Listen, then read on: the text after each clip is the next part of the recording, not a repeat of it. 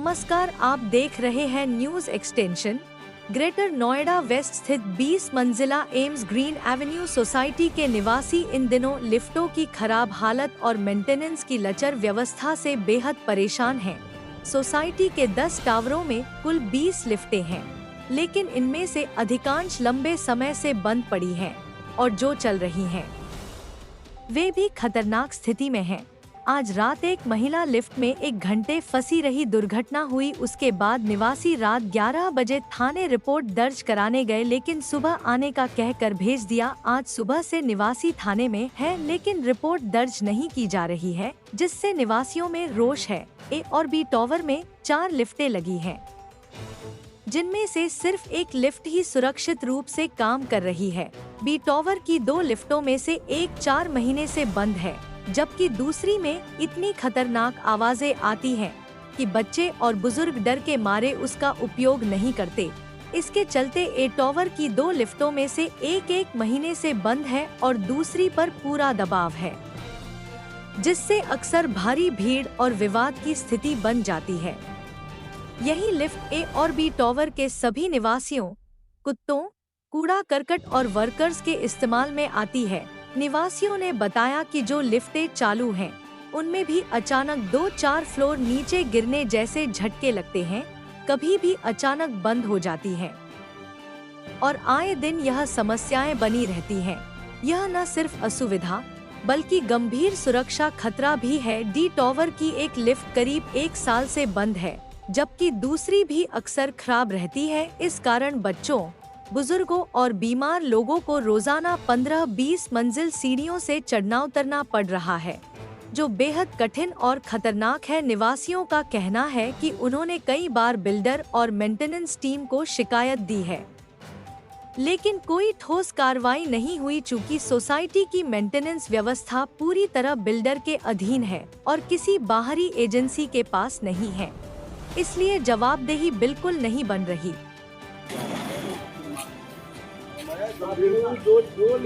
आज AIIMS green Avenue के ये सभी निवासी इकट्ठे हुए हैं।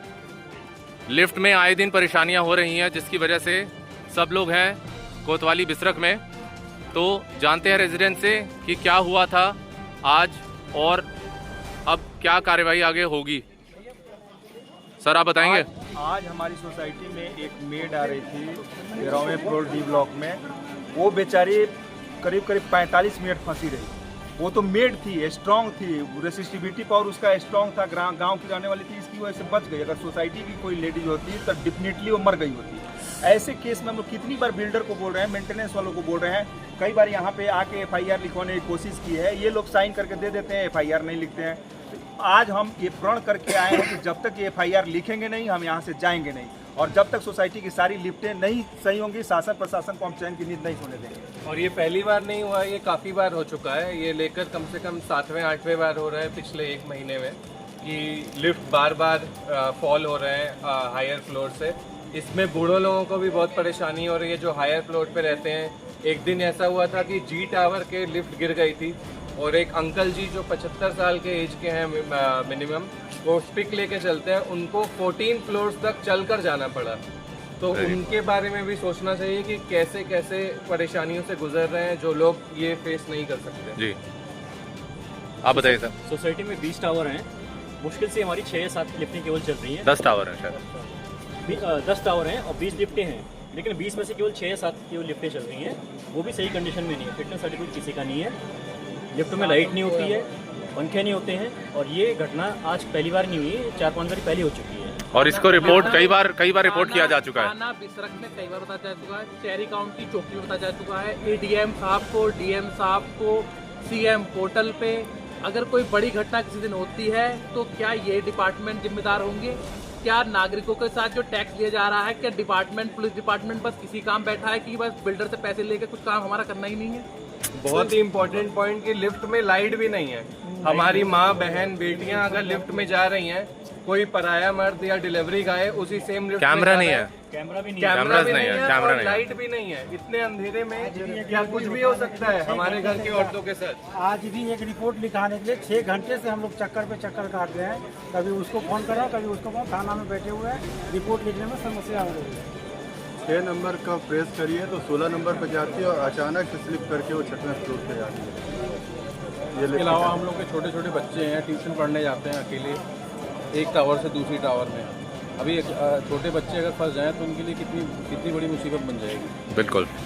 तो देखिए, आपने सुना कि किस तरीके से एम्स ग्रीन एवेन्यू के निवासी कैसे परेशान हैं और पिछले लगभग 6 घंटे से जद्दोजहद कर रहे हैं, पुलिस से गुहार लगा रहे हैं कि अपनी ये बिल्डर के खिलाफ FIR दर्ज हो।